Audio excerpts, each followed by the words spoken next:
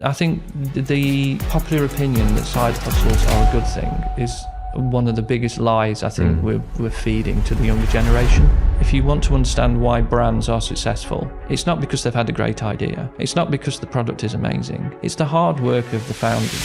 When you're sitting in your living room and go, I want to go do my own brand and my own business, that's all wonderful. And then when you see somebody who's actually doing it, you think, oh, it's not really for me. The hyper intelligence that some of the founders have is just mind-boggling.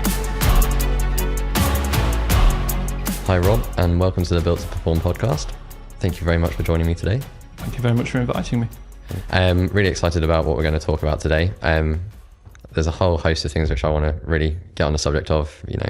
Talking about the landlord and tenant relationship is one of the big things. But before we get into the real depths of that, just could you tell me who are you and why do you do what you do? Born in a small town in Derbyshire, back in the day of coal and pits. So I come from a pit family. Not a huge amount of choice in that small town, and you had two choices, which is you either go and work in the pit. By that point it had closed down, so my other two options were the biscuit factory, McVitie's, or Rolls-Royce as an apprentice, neither of which I wanted to pack biscuits for a living. Nothing wrong with that, obviously, but I wasn't clever enough to be an apprentice at Rolls-Royce. So I meandered, as all kids do at that age, going from job to job, and then I fancied something a little bit more interesting.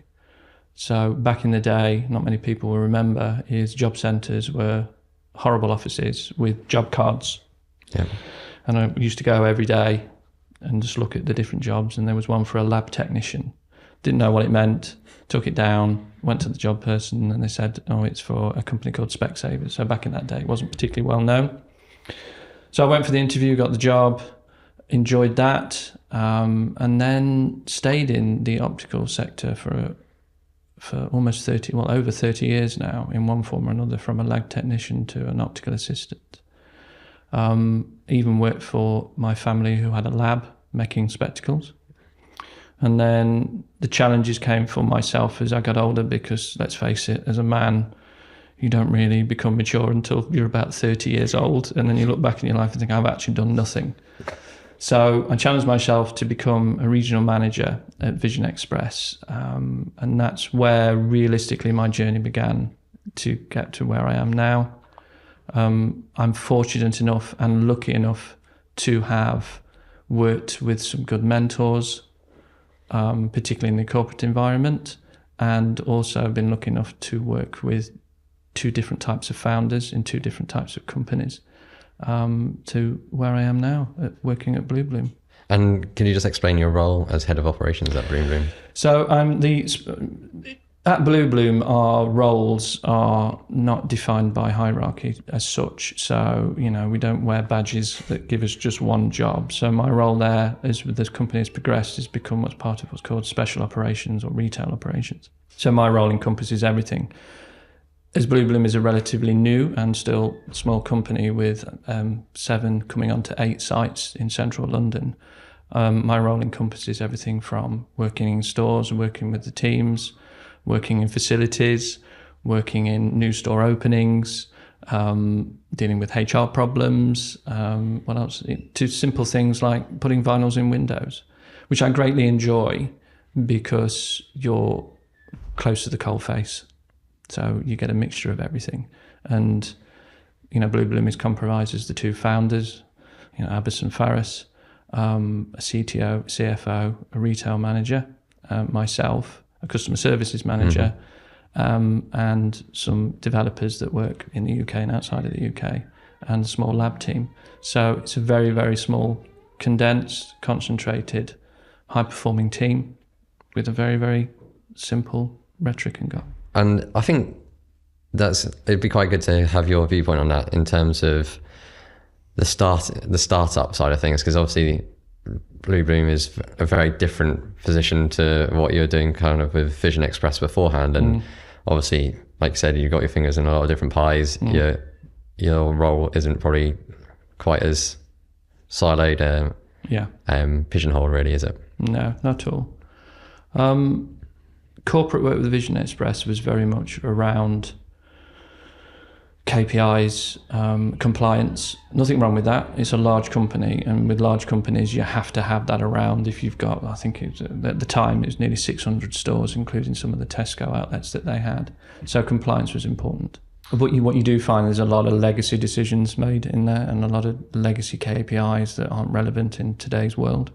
It's a bit like buying a house and then stripping off the wallpaper and realising that there's several other layers of wallpaper behind that, and then behind that the original scripture of Vision Express was actually written, and then somebody's put their own ideas and what they think is important. Working with two founders, and we'll take the latest one as an example, is they want to simplify things. So they're not interested in things that don't have value. Optics can be quite almost like a secret magic circle where, but then nobody really understands why these things are happening. The good thing about Abbas and Faris is they will question everything. And when I came to work with them, I thought I knew everything because it was almost a decade of Vision Express, nearly 30 years in this particular industry.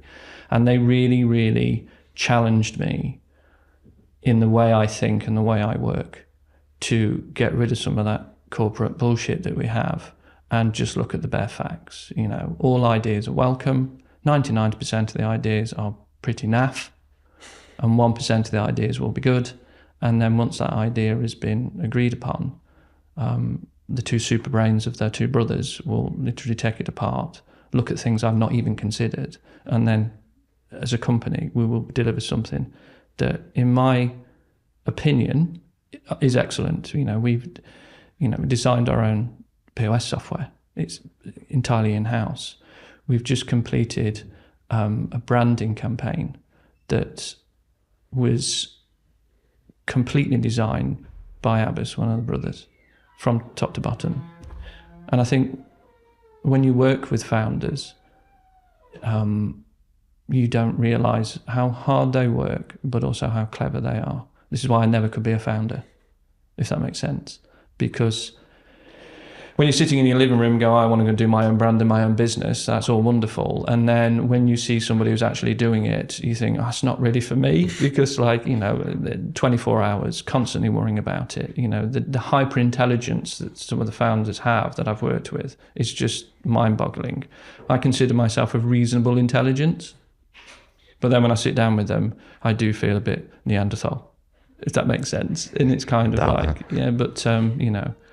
yeah. And I think when you go back to the corporate world, if we bounce back to that, everybody has a job.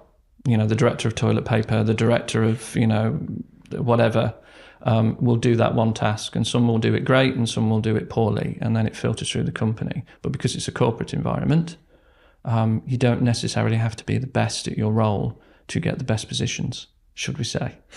Whereas where I work with the brothers in Bloobloom, you are noticed for your output and your work quality and your performance rather than who talks the best game. Mm-hmm. So you find that the right people are in the right positions as we go forward.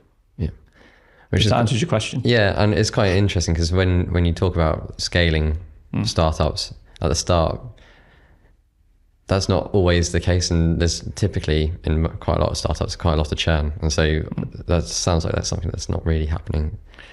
From the retail side, maybe, but that's retail. Regardless of if it's a new founding business, there's still the cold face, as I've mentioned before, of working on a shop floor. We can touch on that, what retail means later on, but one of the good things is we're open to making mistakes. We will try something, and sometimes it works really well, and sometimes it will go terribly, and then we will just learn from that and move forward.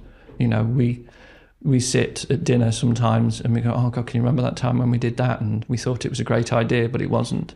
And we don't look at it as an embarrassment or what a terrible mistake. We look at it as, well, we tried it, it didn't work, but what we have now is much better, but we wouldn't have got there if we hadn't have made the mistakes. Yeah, fail fast and learn fast. Yeah, exactly. Mistakes in and again, if you take that to a corporate environment, not only is the scope for creativity stifled, but mistakes are not looked on in a great manner, because obviously if you've got 500-600 stores, one mistake can cost you millions. Yeah, exactly. So we connected due to me watching you on stage at the Revo conference, where you delivered a brilliant background story into kind of what you do, but also your interactions, generally speaking, with probably some of the, not the landlords in that room, but some of the landlords in that room's peers, should we say? That's very. It was a measured one, looking at who people were. But I found it fascinating. And found it really enjoyable, and with a lot of humour around it as well. And I think one thing which I want to touch on later probably is kind of, I can see you bringing that humour from those interactions which you're having into how you're dealing with landlords and asset managers and property managers and such, because actually it's quite a typically adversarial world, right? Yeah. And actually being able to bring a bit of humour, a bit of human into it must be quite a powerful tool. So I'd like to touch on that and how you go about that interaction and dealing with that. But I think first of all, really I'd just like to understand kind of in an environment like that, it's typically very landlord dominated traditionally in terms of representation there. So I thought it was really refreshing to have a tenant in that space and hearing the challenges firsthand of what you're dealing with. And I think that would have been really powerful to the people in that room. How did that come about? So it was Alistair. I must pronounce his name correctly, otherwise he gets annoyed with me. I actually, in my first contact with him is I interviewed him and hired him as a general manager for Oxford Street store. So he was to be my successor at that time. He did really, really well. And then he went off to the Crown Estate, I think it was, wasn't it? A complete left field move for him, but he's doing very, very well there. So, more power to him. So he contacted me based on, the expansion of Bloobloom, some of the things we've done at Lens Store. At first, I was like, I don't necessarily deal with lease agreement negotiations. I kind of deal with the after effects of it. From the day-to-day, retail analytics to facilities management to, in some cases, store builds. There'll always be something that gets thrown up, which is either shared with me and we're scratching our heads, or laughing about it, one of the two. So he asked me, to come and do a presentation. I wasn't going to do it at first because I thought, the imposter syndrome that we all have is like, well, what have I got of worth to tell you guys, because in my mind, and with estate managers and estate agents, and this is just my opinion and slightly jokey, but they're all wearing chino trousers in different bright colours, every single one I've met. Yep. So I was expecting that in the room. So when I thought about it and I went through my email inbox, and I thought, actually, we can probably get my point across without being too formal and too moany. So I thought, we'll just throw some of the couple of the emails in that I've had, which I found quite humorous, to deliver a little bit of sarcasm, but also to give a theme of things do need to change. There is, it works for both sides. It doesn't have to be, 90% landlord or estate manager and 20% or 10%, I can't remember the percentage, but a smaller percentage for the tenant. And that was that. And I showed my wife and she was like, okay, let's go and see. And then by the time you get to the point, you just don't care anymore. And you just go and deliver it. And you just, whatever will be, will be. But the reception from private messages and some of the LinkedIn messages really caught me by surprise. So I thought, well, actually, perhaps this is, not just my opinion. This actually just might be a common theme. So I was quite happy and surprised with the response to it. Yeah, I think it's, so for the people listening, I think maybe good to kind of just give a bit of a flavour, obviously not railing off all the conversations verbatim, but kind of the flavour in terms of what was being talked about. But essentially it was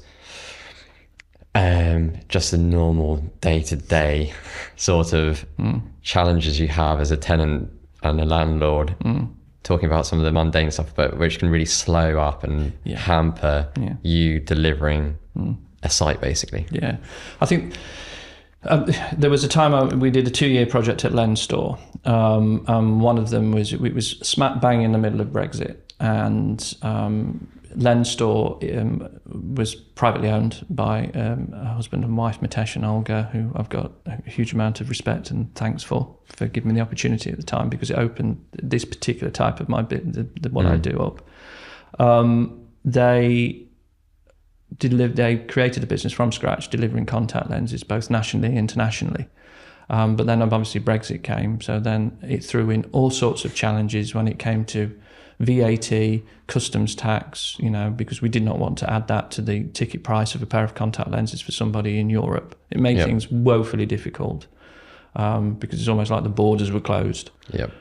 So we decided that we needed to deliver and operate a warehouse in Germany.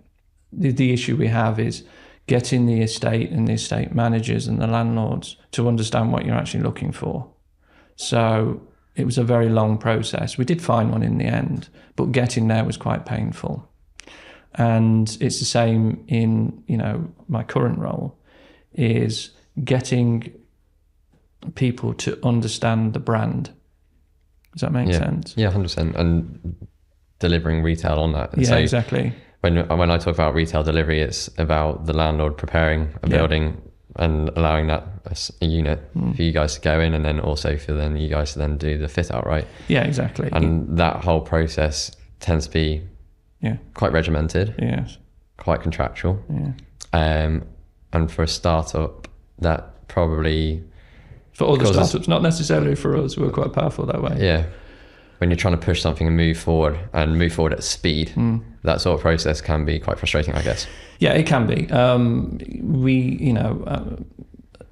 There was one particular occasion with one company where we wanted to open a store in a shopping centre. I'll be as vague as I can on this.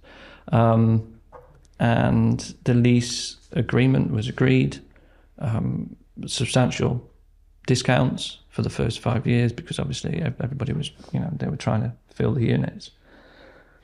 A budget was established, and then the contractor was hired. And this goes to the email around preferred suppliers.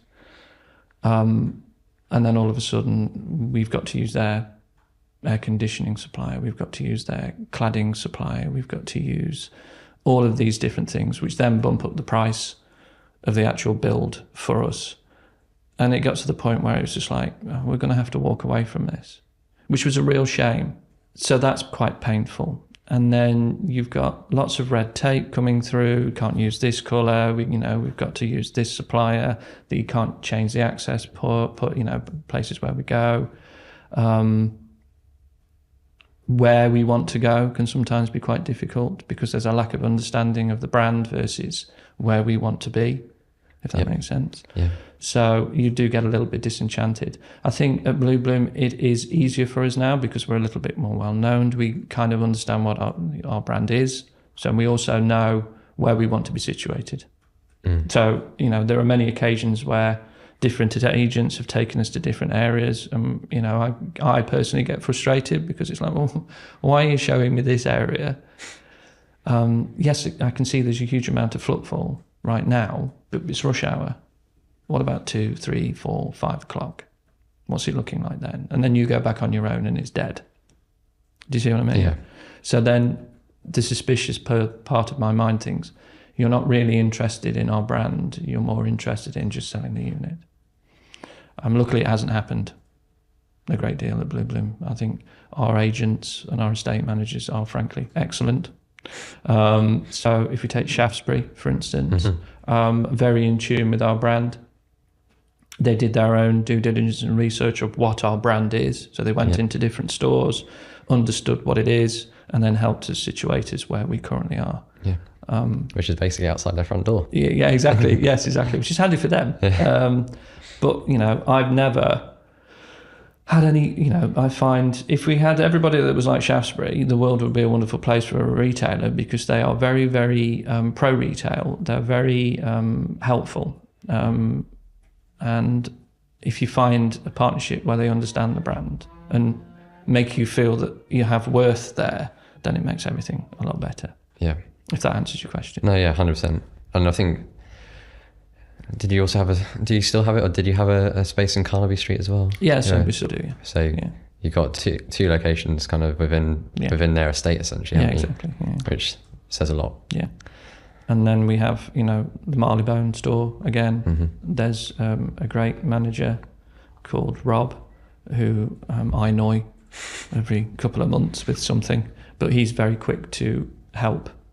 We had an issue around security, and he helped myself understand, and the store manager there to understand that there is help with security and reporting of theft and stuff like that, which has been a huge asset to us. And so on that, I want to talk about the landlord versus tenant relationship, and I always put in the versus bit because that's the traditional way of calling it, landlord versus tenant. Adversarial sounding, adversarial by nature as well. But where you're talking about the likes of Shaftesbury Capital, who sounds like doing it really well, and they've got a great relationship with you. What are they doing in particular which works so well for a retailer like yourselves in comparison to some of the other areas in which you've experienced, not just at Bloobloom, but other places? I don't want to mention Shaftesbury too much, but I think it's the fundamentals of a good tenant and good landlord is an understanding of what their brand is. Yeah, first of all. So Shaftesbury understand what the brand is and where it's situated. They understand our Carnaby Street store, which they had first, for us to be able to get the Covent Garden side, which is a premium side. They could have told us to no. But, they understood the brand, and that helped us to situate ourselves in a really good position in Covent Garden. Yeah. And it was all boiled down to an understanding of what our brand can bring to that particular area, because there are other opticians around, as we know. Yeah. But then the other side of that, in different companies I've worked for, it has just been a transactional thing. They don't care. They're not interested. They'll, surround you then with card shops and vape shops in the future. Yeah. That would never happen in Covent Garden. We have a confidence that Shaftesbury will look after us as a business because they're very select in who they put into those environments. But when you deal with private landlords in other businesses, it's purely transactional. It's quite restrictive of what you can do with a unit because obviously they own that unit. And if you go in and you want to completely redesign it, they get a little bit tense over it. The analytics and the feedback you get from some landlords is very poor, which doesn't help. Whereas when you get other estates and other landlords that want to help, it's night and day. And to a certain degree, I'm a believer that if you have a bad landlord, it's actually detrimental to the success of your business, full stop. Because if they're not going to support you, then that business will fail to a certain degree. If you're like a sole trader. Yeah. Does that make sense? 100%, yeah. I'm talking theologically here. I'm not talking, practically. And I have a strong opinion of, as myself as a manager, look upon the teams that I manage, my team. I think landlords and estate managers need to look at retailers as part of their staff almost and expect a certain performance from them.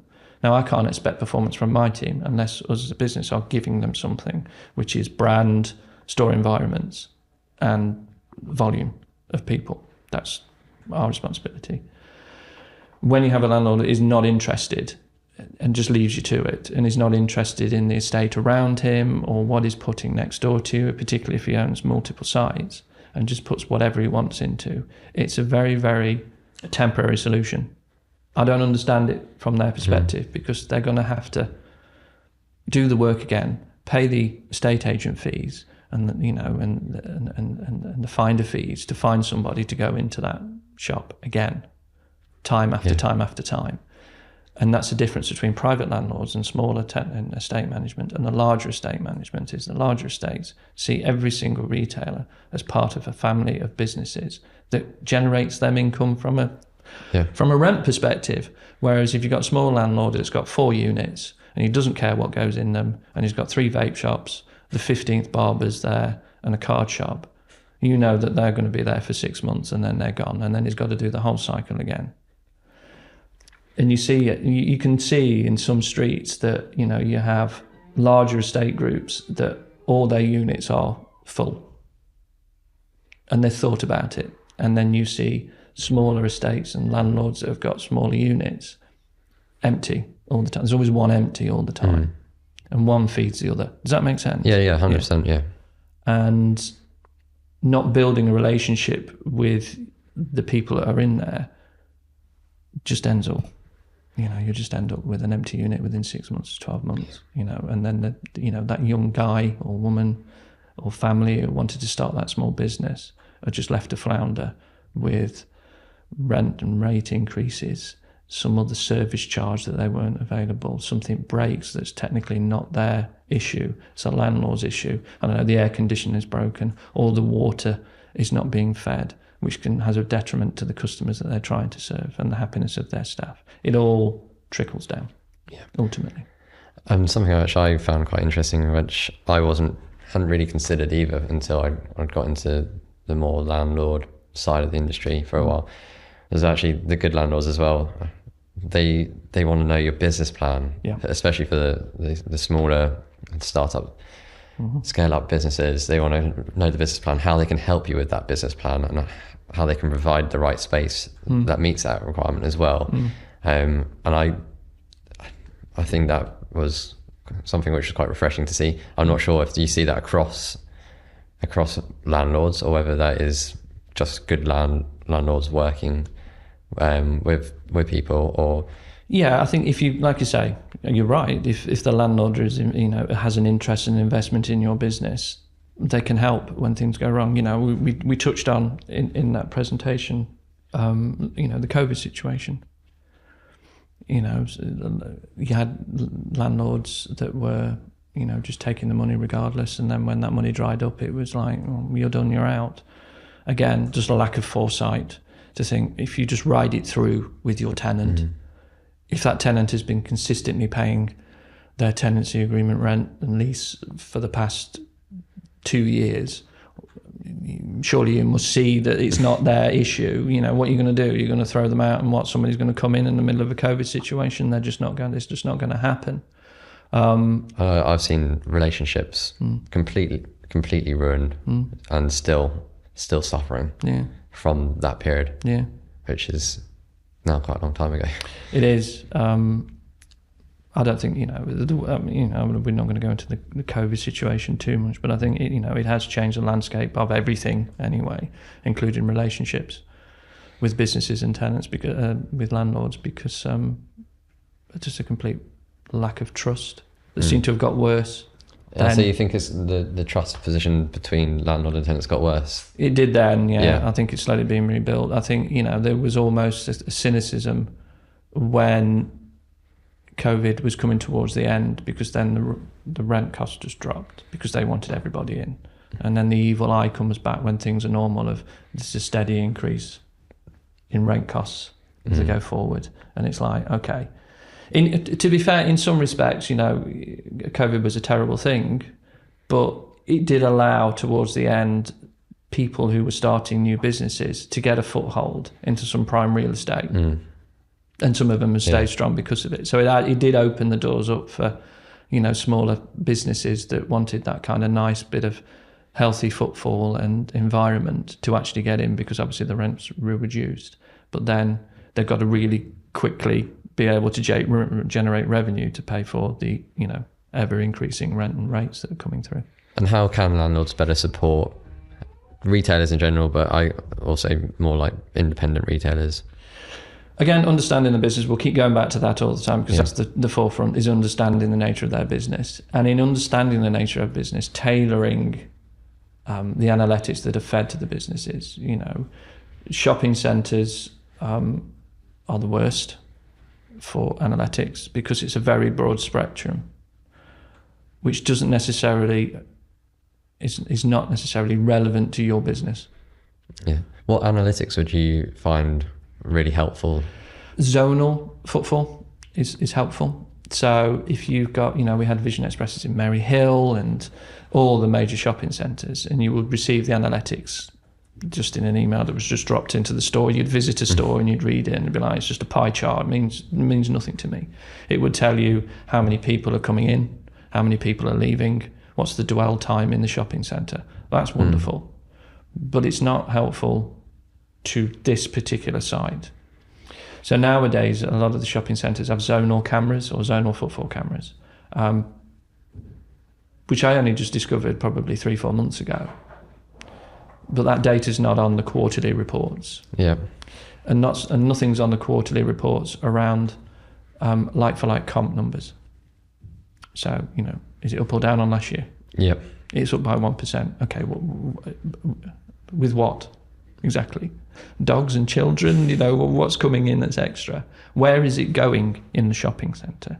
Is it going down to the east side of the shopping centre, the west, the first floor, the second floor? Where's it going? Yeah.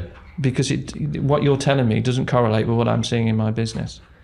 And this is something which we see quite a lot in terms of the world which I'm now in, which is obviously building technology, property technology, and the data analytics which roll around that. And we're getting more and more involved in that analytical side of things as well, and working with people like Fimer AI and people like that with computer vision and stuff. I know you want data, and you want the landlord to give you data, but also the landlord probably wants data from you.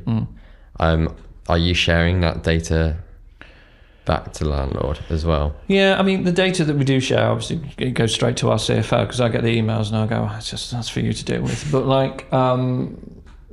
the data that they want is purely financial. 9 times out of 10, the revenue for the quarter.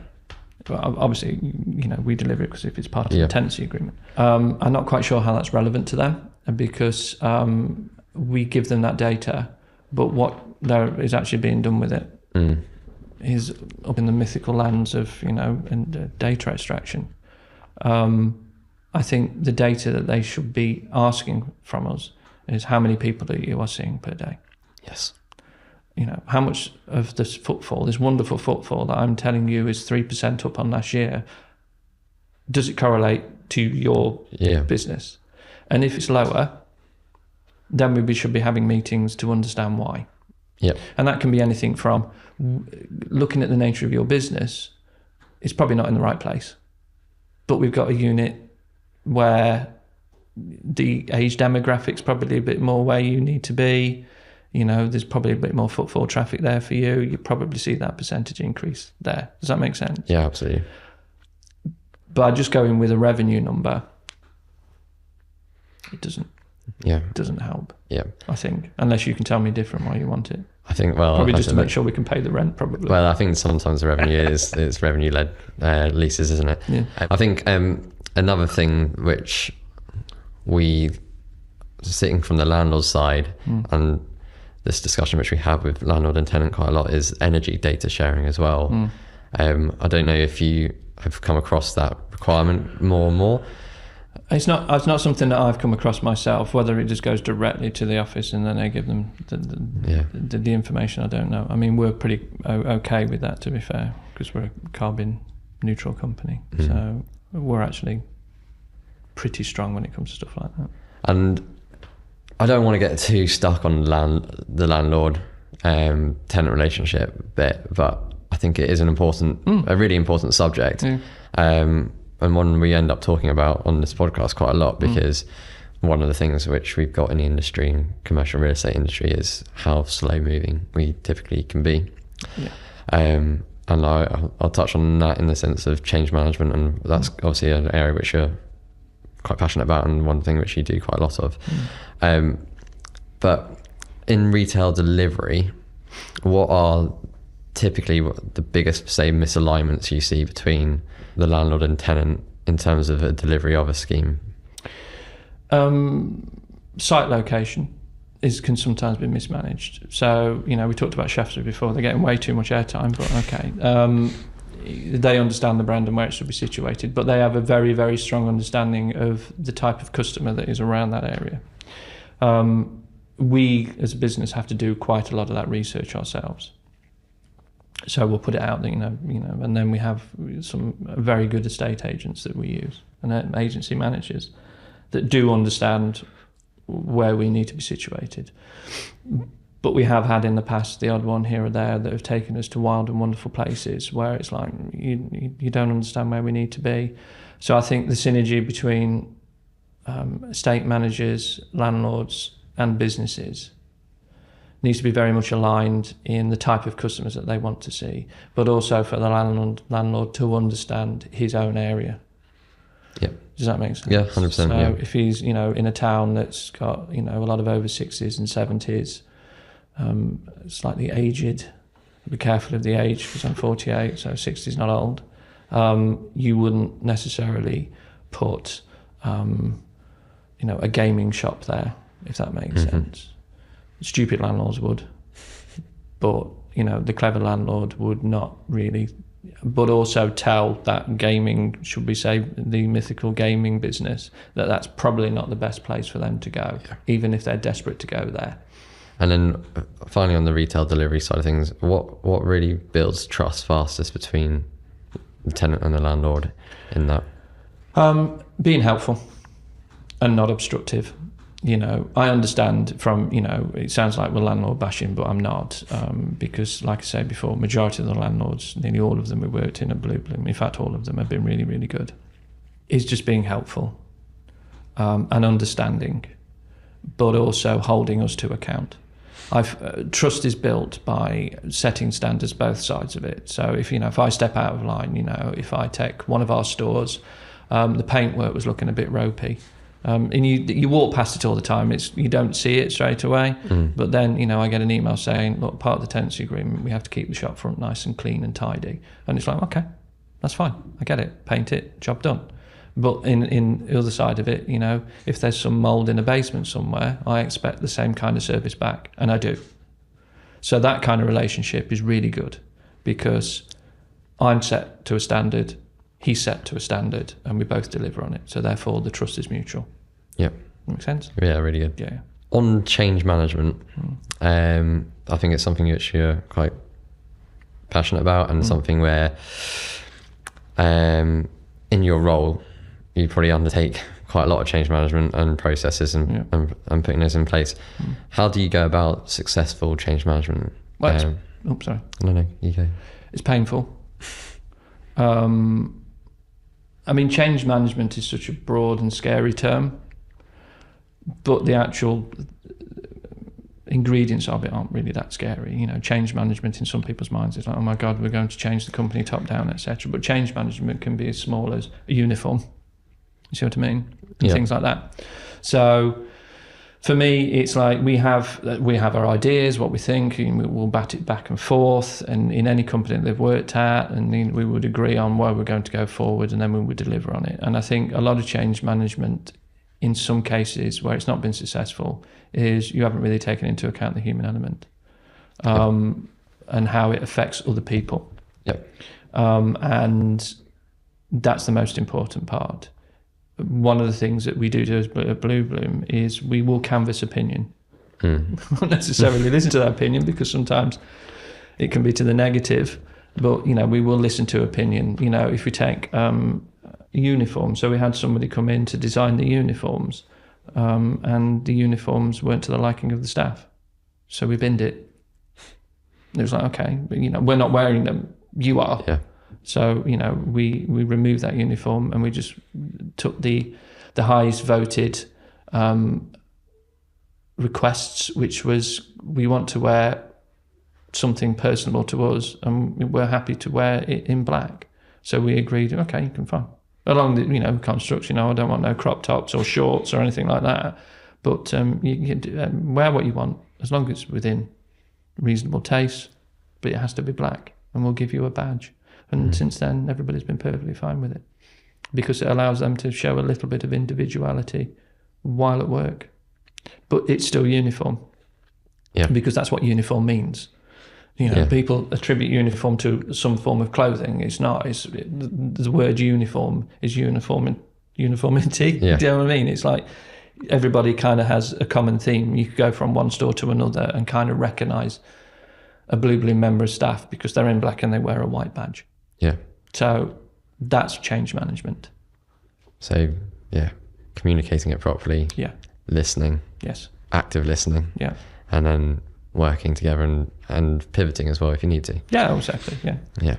And then another bit which I think you're quite passionate about on that sort of management side is mentorship.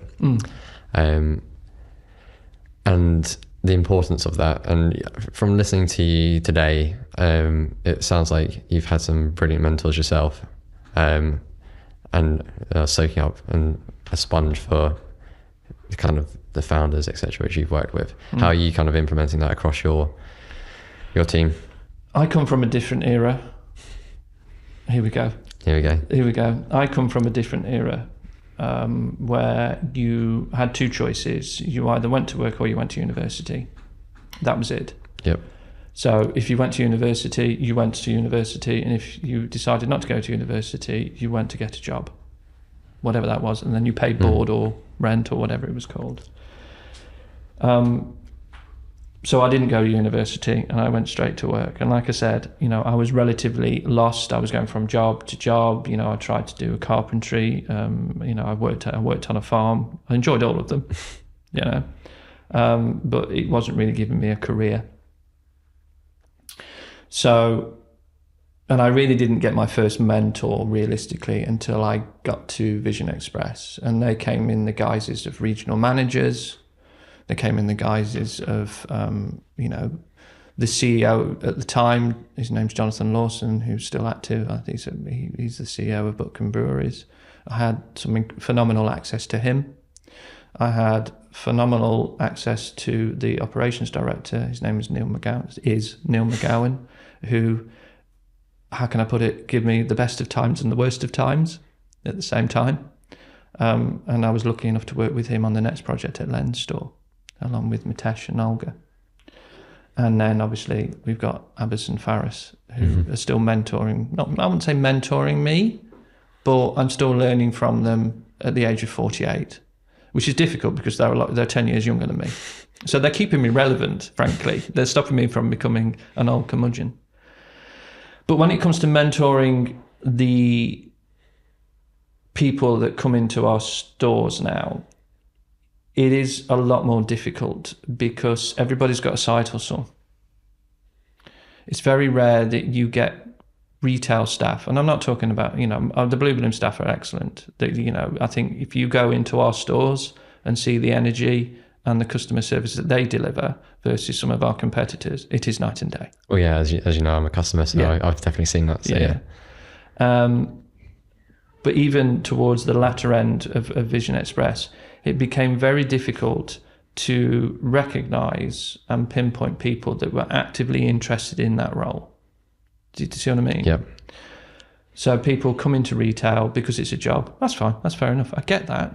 We've got things that we want to do outside of it. But it's getting rarer now to find somebody who wants to make a career in retail. So the opportunities to mentor people are very difficult. They're very far and few between. Because with the greatest respect, I'm not going to waste my time and energy on somebody if I know that they're going to be here for 6 months and they're just doing it for, a party on a Friday night. Why do you think that is? Why do you think people aren't seeing it as a career? This is the scary road we go down. I think I see it now. You've got YouTube, you've got LinkedIn, you've got Instagram, you've got Facebook. Well, not Facebook. I'm showing my age now, but even I'm not on any social media apart from LinkedIn because I use it for sourcing of recruitment and just getting an understanding of the markets. But even on LinkedIn now, you see everything has got to be now and quick. And I tell anybody who ever watches this, you will only ever be successful, really, with just sheer bloody mindedness, hard work. If you want to go and see, if you want to understand why brands are successful, it's not because they've had a great idea. It's not because the product is amazing. It's the hard work of the founders. And this is what I mean, where I literally at 48 would not have the energy and the capacity to do it now. And hard work is that's it. It's as simple as that. But then when you mention that to people, well, it says on Instagram that I just need to do a side hustle. I think the popular opinion that side hustles are a good thing is one of the biggest lies I think we're feeding to the younger generation. And passive income. And passive. Oh, somebody mentions passive income to me one more time. You know, it's kind of like, you know, but it was back in the day. It was drop shipping with Amazon. You know what I mean? Yeah. It's kind of, and now it's the markets and crypto. And then it was not so much crypto now. But now I see a propensity for people to be. It's easier to develop a brand in your mind and on your laptop. Does that make sense? Yes. And it's easy to get a Shopify account. But because you're gaining this from LinkedIn and Instagram and TikTok to a certain degree, people think that's it. But what's actually happening is they do all these things and they've got 2 products on it, and then nothing happens because they realise, or not realise, that there's so much work that has to be done behind the scenes. You know, I've seen, you know, Mitesh and Olga at Lenstore, you know, telling me stories before I started of working day and night, delivering things themselves, you know, and Abbas and Faris at work until 6 a.m. and, you know, we're having text conversations at 11 o'clock at night for 7 days a week. This passive income and this side hustle thing distracts from actually them concentrating fully on a career that might not be sexy to them. Yep. I mean, I love retail with a passion. But to some people, it's just a means of income while they concentrate on something else. And like I say, don't get me wrong, there's nothing wrong with that at all. You know, we have staff within Bloobloom that come to work because they enjoy coming to work at Bloobloom, and then they go home, have dinner, play, you know, and have a social life, and that's perfectly fine for them.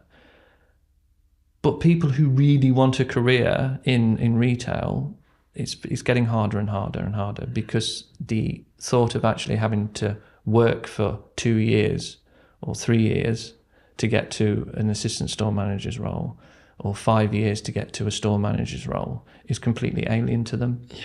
And I think we are to blame. My generation is to blame. You know, there's that saying, isn't there, that, you know, hard men make soft times, and soft times make soft men, and soft men make hard times. So we go through this cycle. I say men, people, but, you know, you go through this cycle, and I think we're just going through a, you know, softer leaders, softer CEOs, softer HR people in businesses that are delivering softer working environments for people, and that is delivering then weaker retail forces. Does that make sense? Yeah, absolutely. And I think until we realise that, you know, we have to hold, you know, our staff accountable, we have to hold our CEOs accountable for a full understanding of why things aren't necessarily, we're not getting the right types of people into retail. Yeah. So the last 2 questions are quite commercial real estate heavy, must really focus on that. But in terms of, for you as a retailer and for as a tenant, what's the biggest opportunity change which we can put into commercial real estate which would really help you as a tenant in commercial real estate? More tailored data would help. More, I think, you know, I was talking to Alistair about this before we were talking about, you know, I said, what the hell do you want me to talk about in this particular conference? And because he asked me a question, well, you know, very much similar to yours, and we were just spitballing. And I think every single estate manager and every single landlord needs to be having more direct contact with the individuals and the businesses and the founders, even if it's just once a week or once a month, and have a proper meeting and develop a relationship. Again, it's no different than retail and customers. Develop a human level rapport with each individual one of their tenants to discuss their problems, and it be a safe place where, you know, we're not worried about, well, why is he asking that question? Yeah. A full-on trust with each other, where you almost become like business partners, because technically you are. You really are.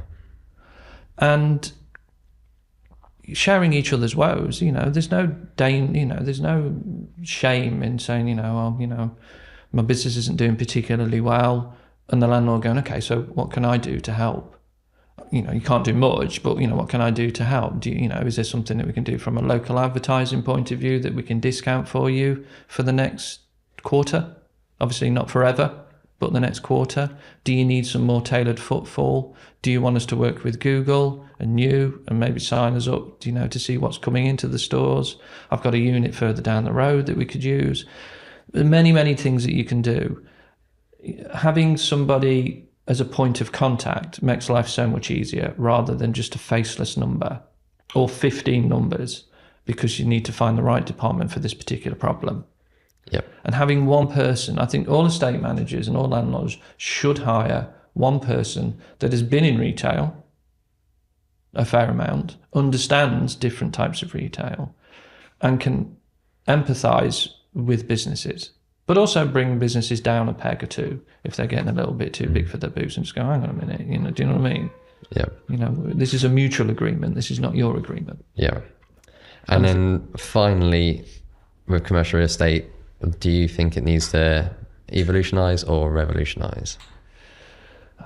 Revolution is always a dangerous thing. I think evolution is better. I think evolving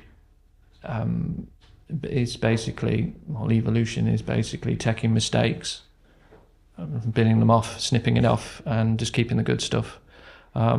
Let's keep the stuff that works. Let's get rid of the stuff that doesn't work.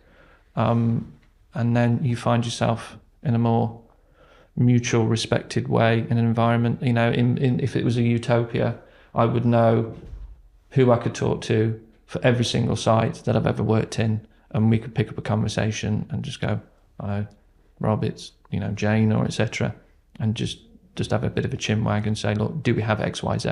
Yeah. This is a problem for me this week." I'll give you an example of Covent Garden. There's a particular annoyance for me at the moment that the buskers, which are great, some great singers in Covent Garden, but they're right outside the front of the store. So it would be interesting to me to have a conversation with Shaftesbury Estate to see, okay, I don't mind it 2-3 times a week, but can we potentially move it to the other side of the street? Because what's happening is the crowds at the front of the store that's affecting the footfall. Yeah. So it would be interesting to see what their response to that will be. Yeah, and I in guess the next also, episode. So yeah, and also I guess actually having the data analytics to show to you actually and say, actually we'll do that, we'll move it, and what impact that could have a negative. It could have a negative impact, but actually let's sit there and analyze that together, work out what works out for you and also your neighbours as well, because it can't be just for yourself, can it? I guess, but kind of what impact that has, and what street performers actually have a better impact on you as a store as well than other ones. So it's that shared analytics, which is could be really cool. Really, really tailored to your demographic of the customers that you need. We work in an optics environment. We test people's eyes when we sell glasses. We don't sell flowers and we don't sell perfume. So our customers are, fashion focused. Yep. So, where's the data on that? It's not, it's just a number. It's an arbitrary number. It's up 2% versus last year. It's not helpful at all. No. What type of customers are coming in? What age group are they going to come in? Canvass it. If you're that interested, spend a bit of money on your side to canvass the customers who are coming in to figure out what age groups they are. Or come to us with real questions about data that we have, such as the age group of our clientele, but everybody. And then you would have a better idea of what's coming to particular environments that we see. Yeah, perfect. Thank you. Well, thank you so much for joining me on Built to Perform podcast today. It's been a really fascinating discussion, and the transparency and openness and also the humour of when I've seen you on stage has definitely shown through here again. And it's been really impressive to hear everything which you've kind of been doing across your career.